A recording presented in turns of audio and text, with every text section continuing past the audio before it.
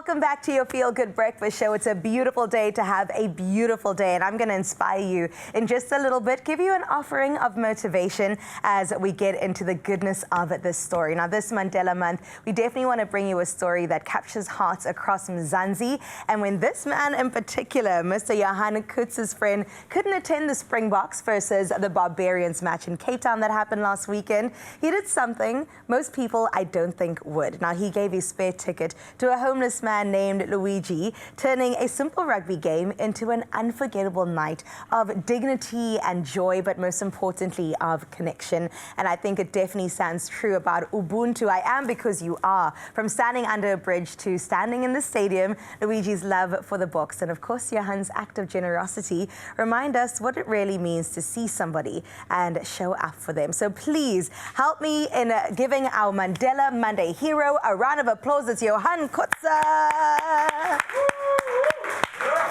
Welcome. Thank you very much. And we use that word hero because I think that you've set such a beautiful example of what we can do as a nation. You could have just left the ticket. You could have given it to whatever, but you managed to act and do something so generous. So take me into that moment. Where were you in your head, Johan, as you're going in saying, what am I going to do with the spare ticket? What was happening? Well, I think as I walked down to the stadium, it was raining a bit, and I was standing under the bridge, waiting for the rain to calm down. And then I saw this person there. He was getting cold. He had a black bag, covered his clothes and all of that. And I walked to him and I started talking to him. I said, what do you do here? He says, I sit here every Saturday when they play rugby. Sure. Especially when it's raining. I sit here, and then I can hear the crowd cheer for the Bokke. Yes, happening. And he was so just bubbly. And I was asking him questions about, do you know any rugby players? And he said to me, sir, I think in 1981, South Africa played against the Springboks. And there were a guy like Donnie Gerber, Rob Lowe, and all of that. I said, wow. You know your history. How do you know your rugby? They said, obviously, he goes to pubs, stand at the back, watch through the window, learn rugby and all of that. And the next question I said to him, so who do you know who's playing today? Right. And he said, Cheslin Kobe, sure. Kulisi. And he stopped and he said, what is that guy with the blonde hair? That's his favourite. He said, Faf. Of course, Faf. And I got goosebumps and I said to him, you know what? Today I'm taking you to the stadium.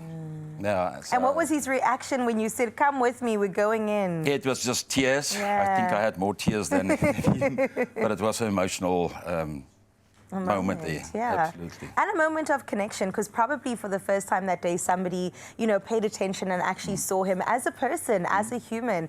I think with the problem of homelessness in South Africa, we often rolling up our windows, maybe avoiding eye contact. But to have that moment saying, I see you, let's celebrate the South African victory together. And thankfully it was a victory and was a beautiful game in and of itself. So what was that response there in the stadium as the Gees is going, as the Boks are winning? I think as we walked through the gates, it was kind of for him not too sure if this is happening. Right. And we had a beer then, and just before the game, we walked down the stairs to our seats, and I think then he realised. It sunk in. He just, that energy that came through him, and then he was just absolutely amazing. Beautiful. And here's a video of the two of you together. I love that. Just singing the national anthem. Now, you were also saying that Luigi was actually, he was a teacher and he still goes to church every Sunday. So tell me more about his story. How did you guys connect? You were talking, obviously, while the game's going on. Yeah. When we had a conversation, he actually sounded very clever. And I asked him, so what did you do for a living? And he was in teaching. Oh, he was in teaching. But I think that the better part of this is where you sit there. That guy, he can be a teacher, he can be an ex-attorney, it doesn't matter what, because we all go through difficult times. Of course. And I think once we take that judgment away and you take every person on his own, then we will become a better country. Yeah. Yes, and it is difficult times in our country, but as you said, it's not always the rugby ticket or the 100 Rand a year. Yeah. It's that, how are you? Yeah.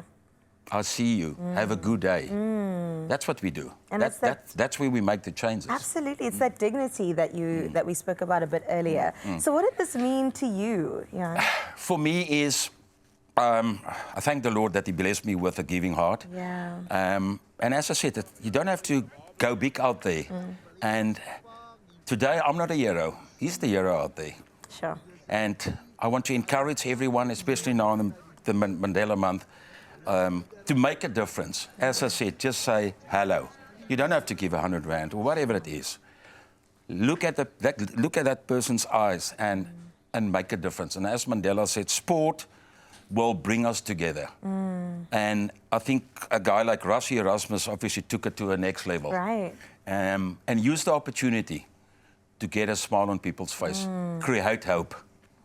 And you've done exactly that. I'm telling you, you're living by example. Thank you. We are so inspired by the moves that you made. In that moment, a small gesture, but it actually is going to resonate so deeply with people watching right now. So thank you, Johan. And shout out Luigi as well for doing what he does.